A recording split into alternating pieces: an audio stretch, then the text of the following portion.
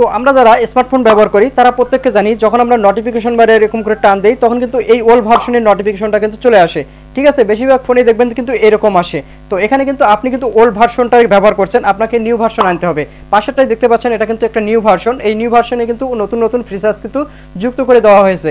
আর old ভার্সনে কিন্তু এরকম নতুন কিছু নেই, দেখা যায় এটা কিন্তু ওল্ড ভার্সনের। তো এখানে কিন্তু আলো বাড়াতে হয় এইভাবে, আলো কমাতে হয় এইভাবে, আর এটা কিন্তু ওল্ড ভার্সন। ঠিক আছে, আপনাকে নিউ ভার্সন আনতে হবে। আপনি যদি স্মার্টফোন ব্যবহার করে থাকেন তাহলে অবশ্যই আপনাকে নিউ ভার্সনের নোটিফিকেশনটা আনতে হবে, তাহলে আপনি কিন্তু নতুন কিছু পেয়ে যাবেন এবং নতুন ফিচার্স কিন্তু এখানে যুক্ত করে দেওয়া হয়েছে।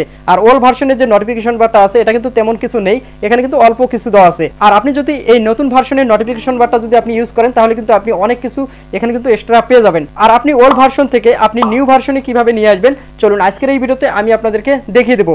এই জন্য ভিডিওটিকে স্কিপ না করে পুরো ভিডিওটি দেখবেন। আর ভিডিওটি ভালো লাগলে অবশ্যই কিন্তু লাইক করে দেবেন আর শেয়ার করে দেবেন, যাতে করে অন্য বন্ধুরা শিখতে পারে, জানতে পারে। আর অবশ্যই ইউটিউব চ্যানেলটিকে সাবস্ক্রাইব করে রাখবেন, যাতে করে এরকম ইম্পর্টেন্ট ভিডিও আপনার কাছে খুব সহজে পৌঁছে যায়। তো চলুন ভিডিওটি শুরু করা যাক।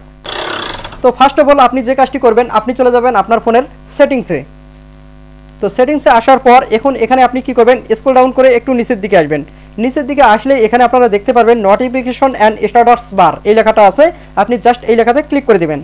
এই লেখাতে ক্লিক করে দেওয়ার পর একটু স্ক্রল ডাউন করে নিচের দিকে আসবেন। নিচের দিকে আসলে এখানে আপনি দেখতে পারবেন এই যে নোটিফিকেশন বারের একটি আইকন দেখা যাচ্ছে। ঠিক আছে, এখানে দেখেন কন্ট্রোল লেখা আছে, কন্ট্রোল সেন্টার স্টাইলস লেখা আছে। তো আপনি কি করবেন, জাস্ট এই লেখার উপর টাচ করে দেবেন।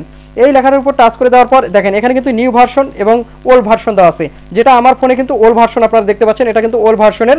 এখন আপনি কি করবেন, নিউ ভার্সন নিয়ে আসবেন। ঠিক আছে, এখানে ওল্ড ভার্সন থেকে আপনি নিউ ভার্সন সিলেক্ট করে দেবেন। দেখেন নিউ ভার্সন যখন আপনি সিলেক্ট করে দেবেন তখন আপনি নোটিফিকেশন বার টান দিবেন, দেখেন এখানে কিন্তু অনেক অন্যরকম হয়ে গেল। ঠিক আছে, এখানে দেখেন এখানে সাউন্ড বাড়া কমানোর কিন্তু অপশন দেওয়া আছে, এখানে সাউন্ড বাড়াতে পারবেন, কমাতে পারবেন।